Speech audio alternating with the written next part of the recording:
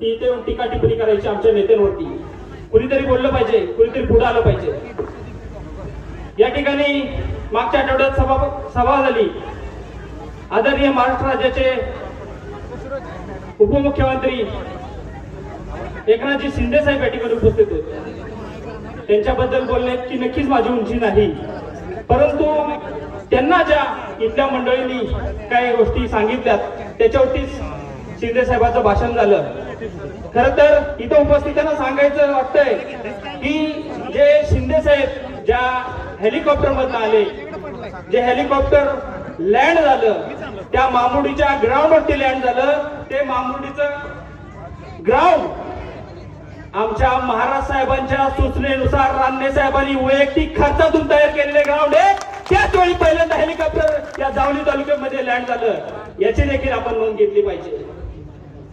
नंतर काय तर समाजसेवक, आरोग्य सेवक, जरूर रान्ने साहेब आरोग्य सेवक नाहीत का, पण आम्हाला एक सूचना असते, महाराज साहेबांची सूचना असते, रान्ने साहेबांची सूचना असते.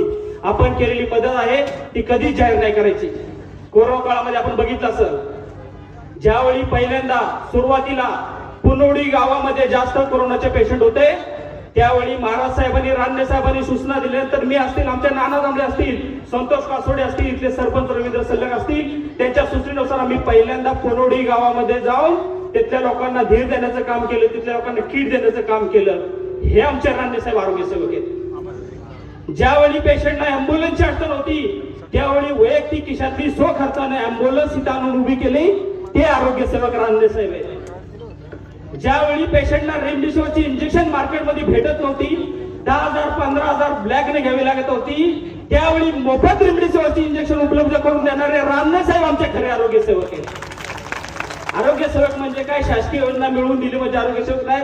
महाराज साहेब अनेक शासकीय योजना मिळवून देतात. आपल्या भागातला, आपल्या गावातला पेशंट ज्यावेळी सातारला हॉस्पिटलमध्ये जातो, मुंबईला जातो, पुण्याला जातो, त्यावेळी फोन येतो, त्यावेळी बिल कमी करण्याचं काम महाराज साहेब करतात आणि स्वखर्चाने खिशातले पैसे देण्याचं काम रान्ने साहेब करतात. ते खरे आरोग्य सेवक रान्ने साहेब आहेत. विकासाबाबत मी बोलणार नाही, महाराज साहेब बोलतील, रान्ने साहेब बोलतील. त्यांनी काही यायचं, ठेकेदारी काढायची, कॉन्ट्रॅक्टगिरी काढायची. अरे व्यवसाय, ठेकेदारी करतात, ती व्यवसाय करतात. आज इथं बसलेले, समोर बसलेले माझे 25 ते 30 लोक ठेकेदार आहेत, कॉन्ट्रॅक्टर आहेत. महाराज साहेबांनी त्यांना ताकद दिली.